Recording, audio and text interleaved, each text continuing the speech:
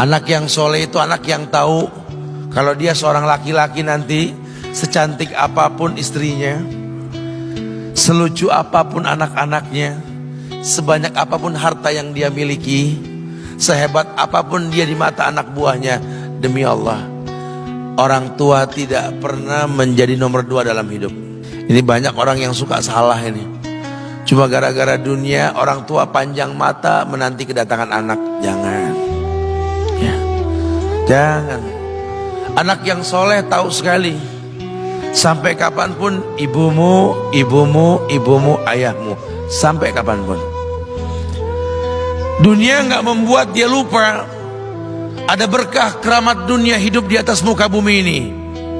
Dia nggak repot datang ke makam-makam para wali. Orang tua nomor 1 yang dia temui. Ini orang hebat.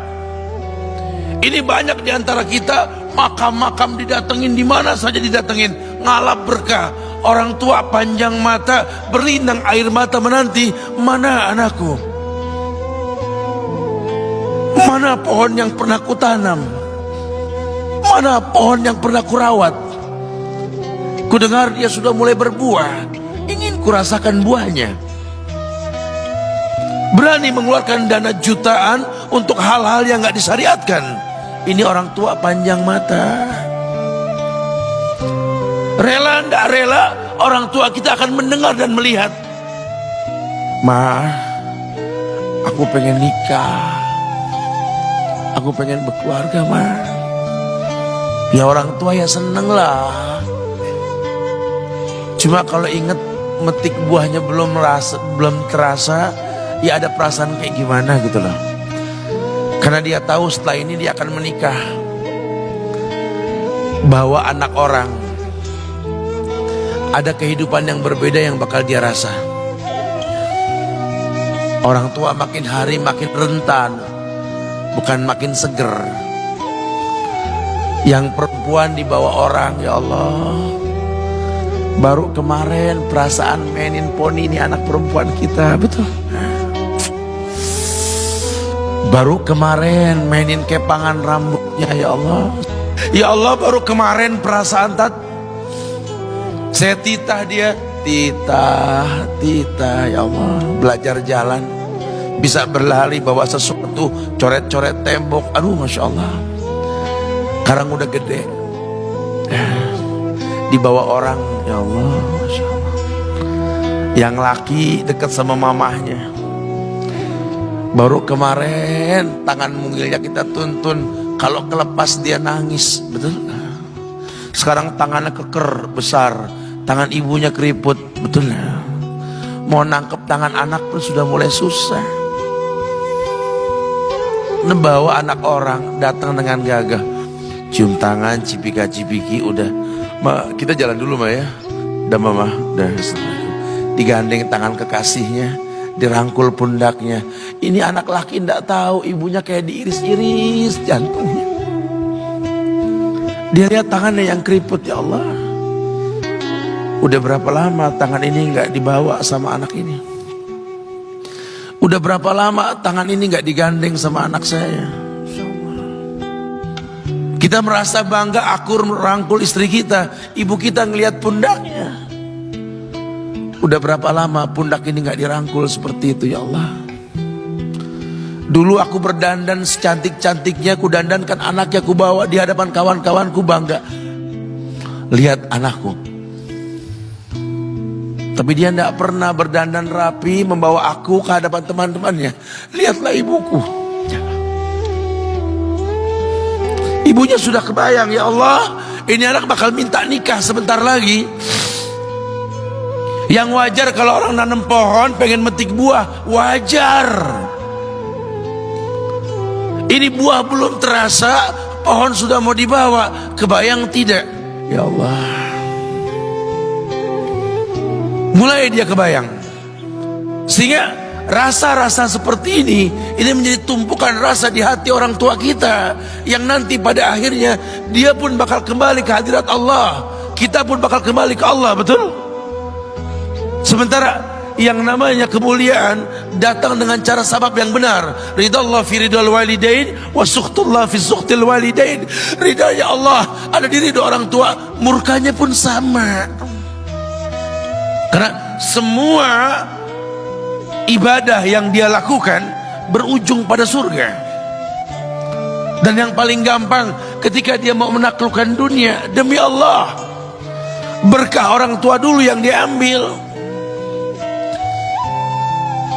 Ini dirasa oleh orang mulia yang Nabi katakan, innahu min ahlis sama, innahu min ahlis sama. Manhu?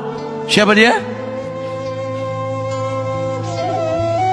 Sahabat, manusia yang pernah hidup zaman sahabat tapi nggak ketemu Rasul, yang bernama Uwais Al-Qarni, pemuda miskin pengembala kambing di negeri Yaman. Padang tandus yang dia tinggal di situ, yang dia kesampingkan hidupnya untuk ibunya, untuk ibunya.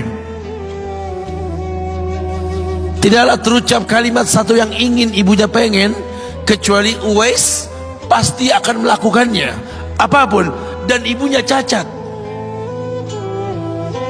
Apa kata Uwais? Tidak akan pernah terlontar kata dari mulut ibuku kecuali kan kulakukan yang dia inginkan. Masya Allah. Ibunya cacat dan dia menomorduakan diri, yang penting orang tuanya dulu. Hingga satu waktu ibunya berkata, wahai Uwais, ibu sudah tua. Andai kematian mendatangi ibu, ada beberapa keinginan yang ibu pengen merasakan keinginan tersebut. Mungkin enggak ya? Apa bu? Katakan. Ibu pengen haji. Bengong Uwais, ya Allah bu, ini Yaman, Hadramaut, yang sekarang saja pesawat itu bisa 3 jam menuju Saudi itu, 2 jam lebih lah menuju Saudi. Ini lebih jauh lagi, kebayang berapa ratus kilo, berapa ribu kilo nggak tahu. Ya baiklah ibu, kata Uwais, aku tidak pernah menolak permintaan ibuku, tapi kali ini aku tidak bisa menjawab karena mikir gimana caranya ini. Apalagi dia seorang pemuda yang punya penyakit sopak, ada tanda-tanda putih di bagian badan itu kayak pano besar gitu tuh. Udahlah, terserah gimana nantilah. Yang penting ini nomor 1 dalam hidup ini. Dia beli seekor anak sapi, digendong tiap hari itu sapi sama si Uwais menuju puncak gunung. Turun lagi, gendong ke atas, turun lagi tiap hari. Sampai orang bilang, Uwais gila no. Orang sapi dipiara, dia digendong tiap hari naik gunung yang tinggi. Sampai nggak berasa, dikatakan 8 bulan dia lakukan itu.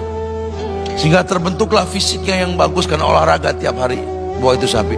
Dan sapi itu makin berat, dalam hikayat dikatakan sampai di atas 100 kilo itu sapi. Kemudian dia tetap gendong ke atas dan dia yakin, bismillah saya yakin, sampailah bulan haji. Ibu naik ke pundakku, digendong ibunya dari negeri Yaman. Subhanallah, gak ada yang gak mungkin. Lihat, dibawa ibunya ke Mekah, bertawaf di Ka'bah, dunia menyaksikan. Bahkan hikayat mengatakan dia sempat bertanya kepada sahabat Abdullah bin Umar, aku telah menggendong ibuku dari negeri Yaman menuju Makkah, bertawaf di Ka'bah ini. Sudahkah aku membayar jasa ibuku? Apa kata sahabat Abdullah bin Umar? Bahkan satu hentakan napas pun ketika melahirkanmu belum terbayar. Bahkan satu hentakan napas pun ketika melahirkanmu belum terbayar. Dia selesaikan tawafnya. Dia selesaikan tawafnya. Selesai tawaf, dibawa ibunya ke makom Ibrahim untuk sholat 2 rakaat. Selesai sholat, dia angkat tangan, dia berdoa kepada Allah, ya Allah, ampunkanlah ibuku ya Allah. Ampunkan ibuku ya Allah. Masukkanlah dia ke sorgamu ya Allah. Masukkan dia ke sorgamu ya Allah. Ibunya berbisik, Uwais, sudahlah, mintalah pada Tuhanmu ampunan untuk dirimu dan sorga untukmu. Wallahi wahai ibu, Allah ampunkan kamu, Allah masukkan kamu ke sorga, cukup untukku, ridhomu yang kubutuhkan wahai ibu. Lihat, manusia saleh, hasil doa Rabbi habli minas solihin. Lihat, makanya ketika Nabi mengatakan innahu min ahli sama, ini manusia penghuni langit, Umar, Ali, temui